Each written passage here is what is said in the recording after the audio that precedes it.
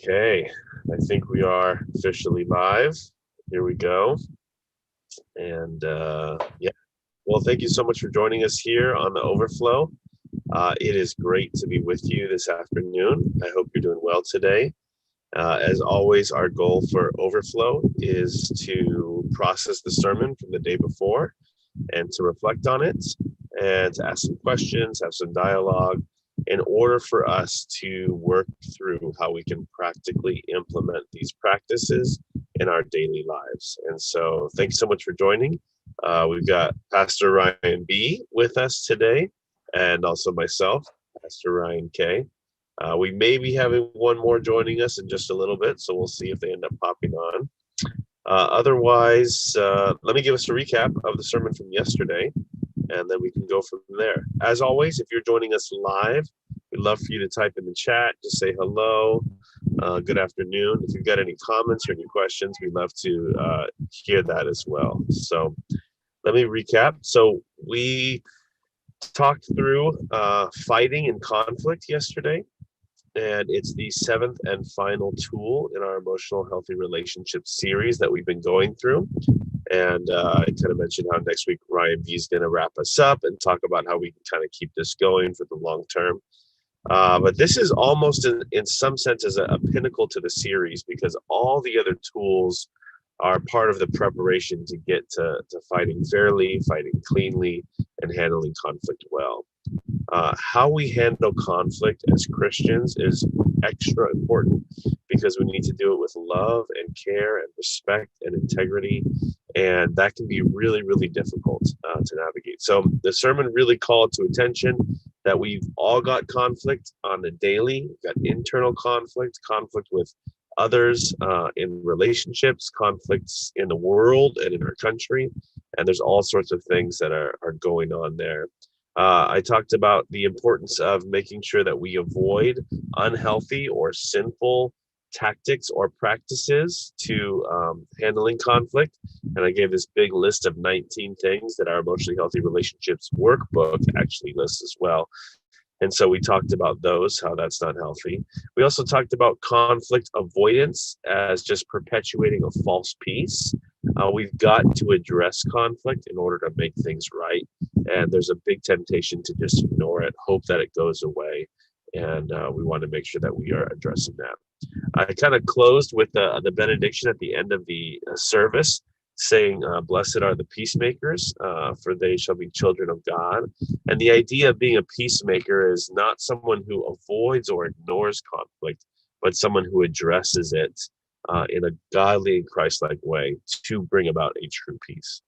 We talked about the importance of addressing any sort of correction or rebuke with gentleness, making sure that we are gentle in our approach and that we are Christ-like in how we address sin in other people. We need to be able to call out sin in other people's lives.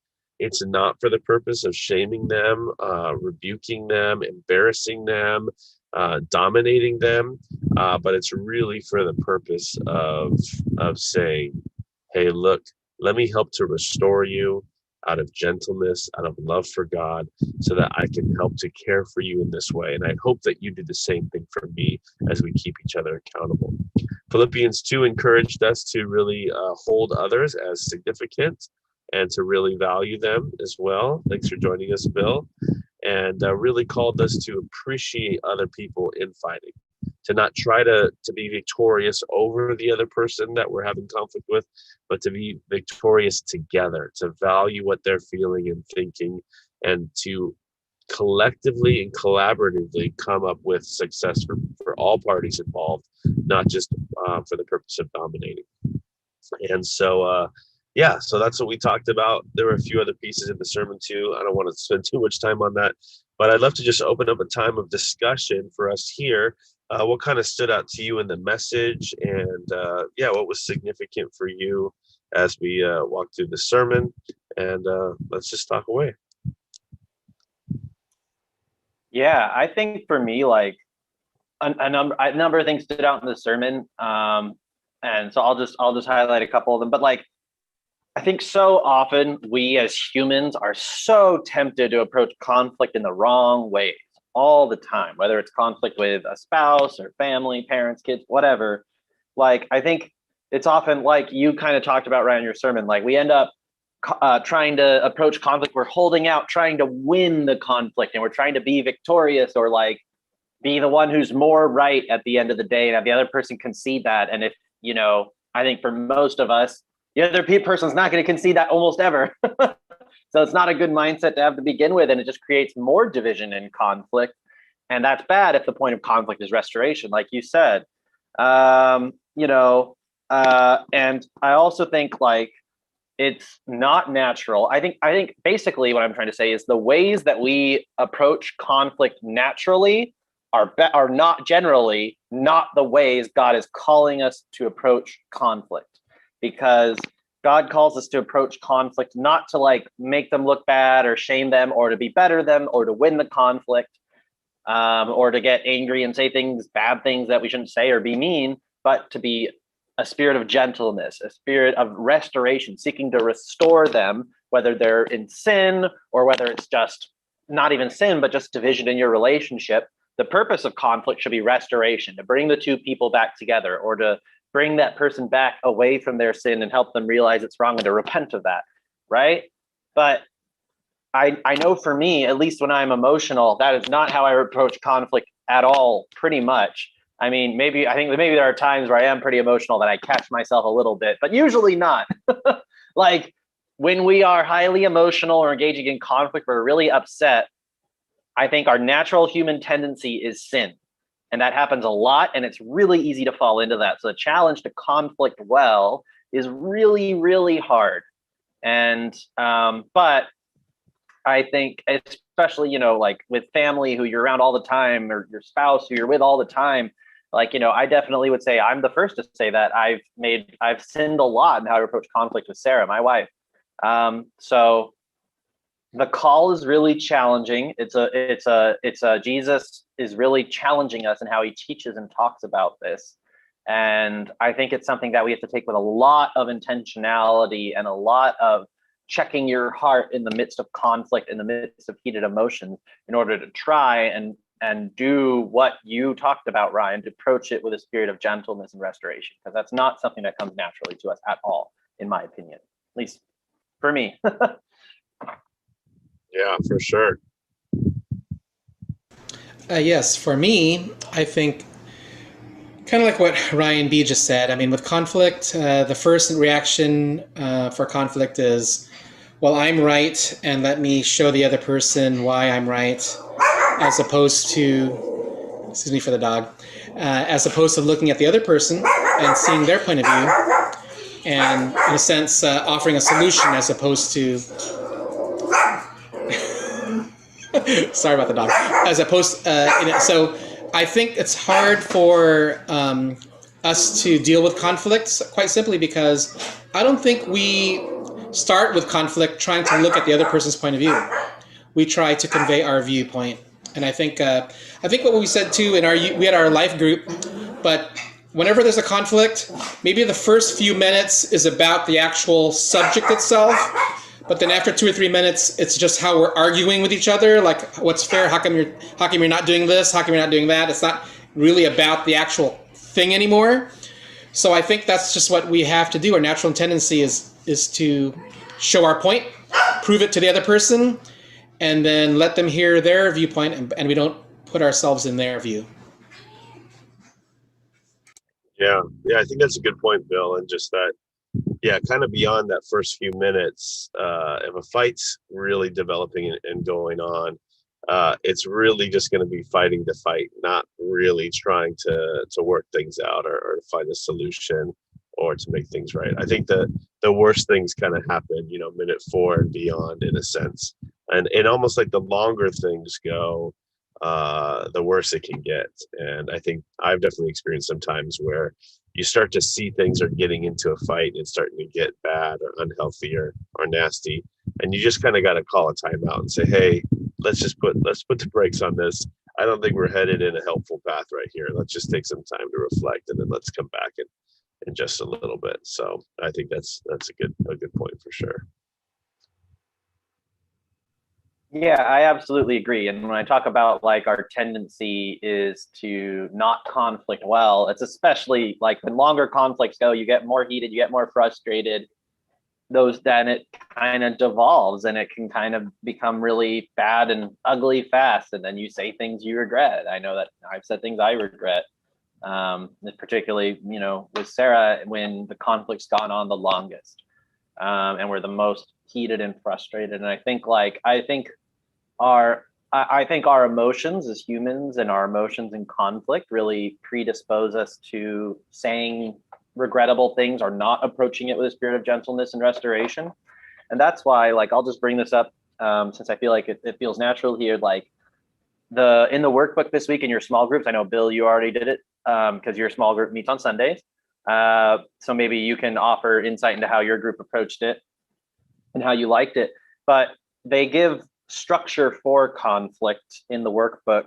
So if you're in a small group, you'll be going through that at some point. And one thing that I personally think is really, really good about structure in this case is that I think when we conflict with structure, it forces us to not be emotional. It forces us to think through it thoroughly. It forces us to communicate it intentionally within the structure. And you kind of slow down and you think through what you're trying to say. And I think in conflict, especially when it's emotional, if you are slowing down and thinking through what you're trying to say, you're going to sin. You're generally going to sin less because you're trying to approach it the right way. It's going to help you to communicate things in a loving way. And I think like embedded in that, you can think about like, okay, am I doing this for the right, like, am I doing this conflict for the purpose of gentleness and the purpose of restoration? Am I doing this in a way that's supposed to be bringing us together and fixing what's broken? Or am I just yelling and getting angry and getting more broken? Because if we don't use the structure, I think it's easy to go there. But if we use the structure, it helps us to not go there. So I think like, I don't think structure ever feels organic because organic conversation is just, back and forth and you just say whatever's on your mind. But I think in this case in particular, for me, more so than almost any other week, I think structure is the most important because it just forces you to slow down and communicate intentionally.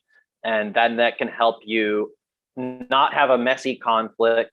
And maybe because you really thought through what you're going to say, you get to the heart of it quicker. And that can help you to then, cut it off at the head in a sense and like not go down a messy path where then you're really angry with each other. So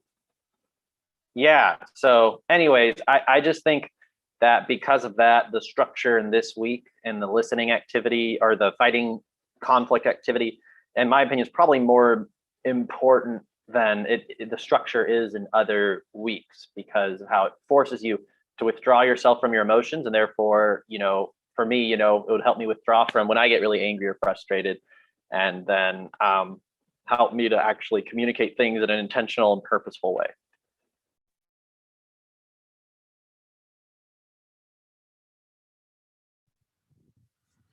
Yeah, that sounds good. Another thing I was thinking about was a question somebody asked me, which was, it's great to learn about all these ways to handle conflict, but what do you do when you're in a situation with another person that you have a conflict with that does not abide by these rules, that does not see the conflict this way, might not even be a Christian. They just want to win. They just want to be victorious over you. How do you interact and how can you be Christ-like in those relationships, in those situations? And I think, one thing I'd say is we need these tactics all the more in those situations. It'd be easy to fight with somebody and practice a Christ-like fight if the other person is totally on the same page as you. If as soon as there's a conflict, you say, oh, I don't know about this. I think we need to find a better solution. And they said, let's prayerfully and gently find a great solution that works for both of us. Does that sound good? Right? Like that'd be hard to fight with that person, right? And so it's when we have conflicts with people who are not playing by the same rules, who are trying to win, who are trying to get their point across, who maybe want to make us look bad, who want to make themselves look good at whatever cost. And that's difficult. Maybe you're in a situation at work where somebody is trying to make you look bad so they can look good. And these tools are not promoting passivity. It's not saying, hey, just lay down and let them beat you up and let them bully you. No, these tools are about calling out the issues, calling out the conflict, but still doing it in a respectful and kind way. And so I'd say coming up with ways to speak the truth or to share what you need to share, but still maintaining composure and maintaining a good attitude, I think is really, really important. The other thing I would say is if you have a consistent problem with a consistent person and you keep finding yourself in this place where they want to make you look bad, and you almost have to fight with them back in order to make sure that you don't look bad to the boss or the other coworkers or whatever, find opportunities maybe outside of the conflict to celebrate that person publicly and to go out of your way to acknowledge and affirm things that they're doing. And what I found in my life is that helps to catch people off guard. If someone sees you as an enemy or as competition or as somebody they need to get past or get through in order to find success, if you start to really treat them intentionally with like setting them up for success, giving them public credit, encouraging them, expressing gratitude and appreciation for them, I think not every time, but a lot of times that helps to soften people. That helps to show people that there is a better way forward. And I think that can possibly be helpful. So I almost want to say the way we handle conflict is a big part of how we can proclaim the gospel in our workplaces, in our communities, our neighborhoods, the teams we're on, the schools we're at, fellow students, all that kind of stuff. How we treat people, value people, and support them and encourage them, even when they just want to do things that are hurtful to us or stepping on us to try to get ahead, really, I think, models the heart of Jesus well. Yeah, for us, I'll go back to the lesson we had on Sunday. But, it was actually a hard lesson. And, we were looking at it, laughing at it in a sense, because part of us thought it was kind of ridiculous. But then let me tie it in where we put a positive spin to it. But the first thing we said is the process here, it's like you're planning a fight. Even if it's peaceful, you're planning a fight, and fights just don't happen that way. Fights happen with things that are very trivial. And to say in the middle of it, if people haven't watched the video yet, may I have your permission to have a clean fight? For us, it was almost ridiculous. It's like, what happens if the person says no? So what do you do next? So we sort of told ourselves that, one of the problems we had was it plans a peaceful fight, which doesn't happen in real life. And you had said this too, Pastor Ryan Clement, is the only way you can have this type of fight is if the other person knows the steps. If they read the book and we're in the same playing field. Otherwise, when you say clean fight, the other person's going to go, I have no idea what you're talking about. So that's the issue we had. The positive spin on it, of course, is synthesizing this with the previous lesson of Ladder of Integrity. We came to the conclusion for our group that a lot of fights shouldn't happen. So the ladder of integrity and the fight cleanly. First, if you go through the ladder of integrity, many fights get dissipated, so you don't even have to fight there. So by the time you get to fight cleanly, you're only dealing with the fights that are worth it, that haven't been resolved, even in your mind. So it's not a guideline for how to handle all your conflicts. For us, we came to the conclusion in our life group that it's a way to deal with the conflicts that were not resolved with the ladder of integrity, and it comes to a point when you have to then resolve it. So we took it as a group that's what the purpose is of that, and if you get to that point, then you can go through the steps. So that's how we came with it. And then the other idea for us is looking at the lessons on page 129, where Daniel talked to the person about the feeding the vegetables. We came to the conclusion that how Daniel resolved this conflict was to take the other person's viewpoint. Like Daniel didn't say, well, I believe in God, I don't believe in your meat or your thing, so I'm not going to do it. He took the other person's point of view and he offered a solution. So in the conflict, rather than just say, I'm right and this is what I want to do, he offered a solution by looking at the other person. I think that's a good idea to resolve conflict, because here's the idea. Obviously, this is not in the text, but later on, Daniel and the other three young men, they had to be in a place where they couldn't resolve the conflict. And I'm talking about after this issue, they then had to have the idea of standing before a statue and bowing before it. Now, in that situation, there's no more room for negotiations. There's no let me look at the other side and offer a solution. So what we said is this fight cleanly is an opportunity when there is room for wiggle rooms, but there comes some times in your life, like Daniel not bowing down and the three guys not bowing down, where fighting cleanly is just not an option. So it's good to do this fight cleanly when the options are there. Yeah, thanks for sharing, Bill. And that kind of made me think about, too, that when you were talking about how a lot of fights shouldn't even happen and shouldn't even be started, and are things that people can work through without having to go to a fight. It just kind of made me think that so many fights are started with a poor response. And I think in my own life, if someone gives me feedback that I'm not happy with, I can either say like, hey, thank you for sharing. Let me think about that and get back to you. Or I could say, well, you know what? You've got some problems too. And you got some things you haven't been doing right. And I don't know why you try to call me out because you can't even do your own stuff. And so just right there, my response, basically put something into a fight, into a conflict that didn't need to be, that I could just say, hey, okay, thank you. Let me think on that. I'll get back to you. And so I think you're right. So much of our conflict, it takes two to tango in a sense, right? It takes multiple parties to have conflict and to perpetuate conflict and to get, more and more aggressive or harmful in conflict. And so I think if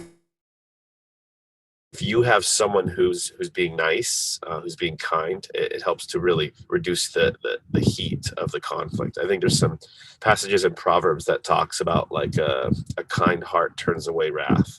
And there's a bunch of different verses in there that basically say, anger, like perpetuated anger and conflict only happens when you have multiple parties perpetuating it.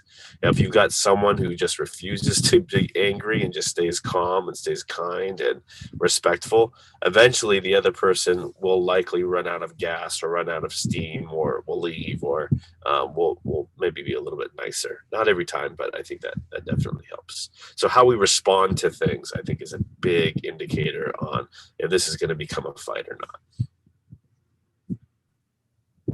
Yeah, and to kind of respond to what both you guys are talking about, like I think like in the example of like, yeah, it's hard, like, oh, I want to have a clean fight. If you're doing it with someone who's never seen this workbook, like they're gonna be like, what are you talking about?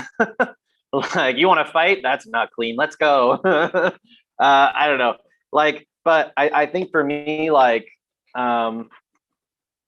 as I'm almost like viewing this maybe as a tool for my marriage, for example, because me and Sarah, we're both going to be going through this week on Thursday when our life group meets. But like if we're going at it and we're frustrated with each other about something and she says she has a problem with something I did and I get defensive or something like that, I think there's a point where you can say, okay, we're just getting angry. We're just getting at each other right now. We're not being productive. This isn't gentle or restorative. As fights in marriage often aren't gentle and restorative. I'm sure both of you have had times in your life you can attest to that. Then I think it's like, okay, let's pause. Let's stop. Let's take an hour, 2 hours, 3 hours. Let's do something else. Maybe you go watch TV and I go work on something. I don't know, whatever. Like, right? And then let's come back and revisit this with this structure, having thought out what we're going to say, something like that. So I think like when it is someone like that you're married to, especially if you've gone through this workbook before, you can hit the pause button on the heated conflict and come back to it with this structure and see if that will help you have that gentle approach. And then Ryan, like what you were talking about, if one person refuses to get angry, if one person stays kind, if one person only says nice things, I know in marriage that can feel really hard, but having that approach within this structure can then help keep things at a low temperature. Because I think the worst conflict, and the most sin in conflict comes when the temperatures get hotter and hotter and hotter in the conflict over time, which you're talking about earlier. So yeah, and I think if you have that posture, if you have that mindset of like, okay, we need to take a break, this isn't productive, and we need to revisit this with intentionality and revisit this with, like, because we haven't resolved the issue yet, but let's revisit it with a healthy approach, then that can help you while you're conflicting about it to not make the same mistakes. And some of those things, like climb the ladder of integrity, like maybe after you've gone for a few hours, you realize, I don't need to fight about this. This isn't that big a deal. Like, why were we even fighting to begin with? Like, right? So you might just realize you don't really need to be fighting about this, or you shouldn't be fighting about this. The things that you do have legitimate discrepancies and disagreements and issues, then you can approach them with a fresh set of eyes, a fresh heart, and hopefully with more calmness, love, kindness, compassion, gentleness for the other person. No, exactly what you just said, Ryan B. I think if you do the ladder of integrity, we go through this book or this thing like everything is black and white when a lot of the stuff is gray. And what I mean by that is in the conflicts, in the ladder of integrity with my wife and I, after we did that and the fight cleanly, is we thought, you know what, 80% of our conflicts shouldn't really happen, because in our ladder of integrity, we really don't mind if the other person wins. We don't really mind. In other words, our viewpoint is not a black or white point. It's a gray point. But we have conflict because we want to be right. They want to be right. When the trueness of our ladder of integrity, as you said, is really, it's not really a black and white issue. So I will concede with what you want to do, and it doesn't make my position, incorrect.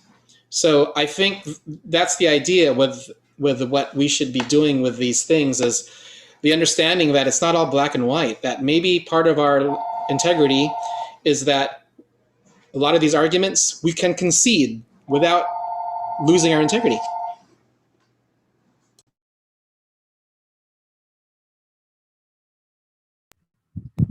Yeah, that sounds good, and I love that. And I think that kind of thing helps us to move to, if we're fighting less and we're moving forward and we're owning more things and taking responsibility and working through things, that's just going to create a lot more peace for sure in our relationships. And I'm trying to think about the conflicts that I have in my life, and one area of conflict that's easy to have is just over email, and just even sending work emails or emails with different people.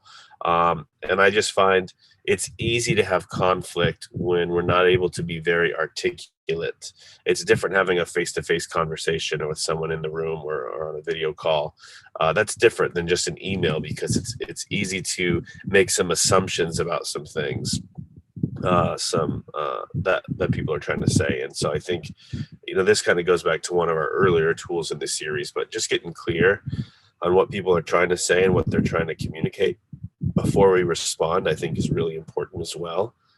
It's easy to be triggered by a word or a phrase and then to just want to go off.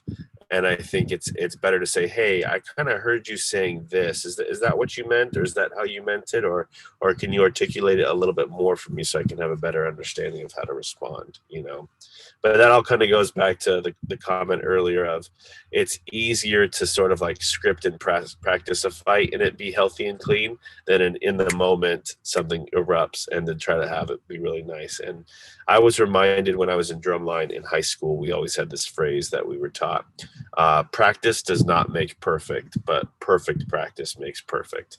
And so we were always taught that you've got to perfectly practice so much so that way when it comes time for the performance, it's just second nature to you. And so I think that's one of the helpful things about the exercises and the disciplines. If we can practice fighting, I know that sounds silly, but if we can practice conflict and practice fair fighting with repetition, then when the real thing comes, it's just going to be second nature for us to switch into some of those things. And I think we do a disservice when we expect everything to be organic and feel supernatural and not contrived. We do that with spirituality, right?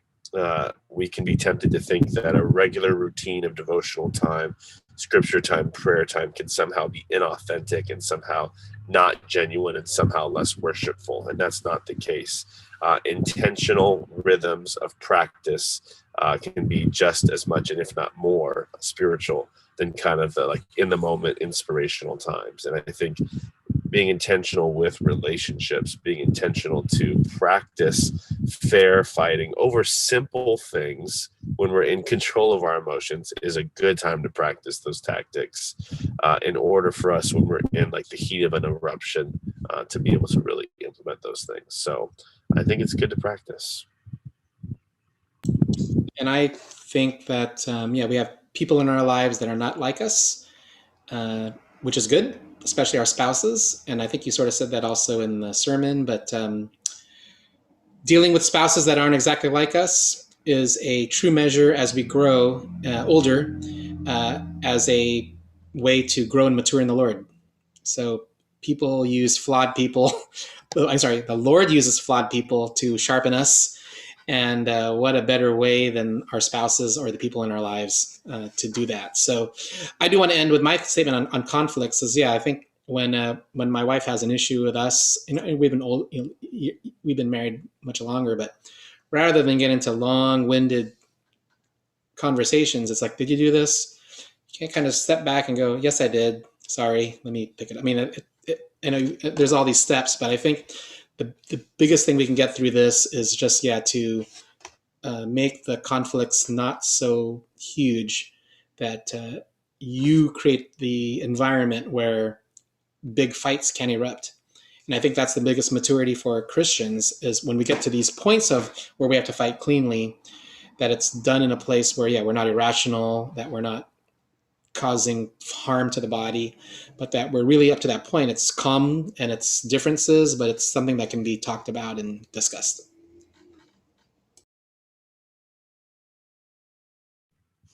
Yeah, well said. Yeah, thanks for that kind of final thought. As we're wrapping up, any other final thoughts from anyone else? Ryan? Sounds good. I think we've said it all. We've said all that we've got for today. So hopefully it was helpful. Hopefully this conversation's got your brain going and got some things that you're thinking through. And we hope that this week is a week of growth in this area, in fair and clean fighting, and in loving others well, being gentle, valuing others, restoring others, not trying to win arguments, but trying to create a win for all people involved. And maybe fighting less, having less conflict, because we're owning up for more stuff. And so we hope that this has been a blessing for you. Thanks for joining us. And just to let you know, we are going to be taking off the next 2 Mondays. We have Holy Week coming up next week, and we want to encourage everyone to participate in that. And then we've also got, just right after Easter, we're taking a break over spring break time. A lot of people will be traveling, stuff like that. So we will be back in 3 weeks, which I know is a big jump, but we will see you again in 3 weeks. And we hope you have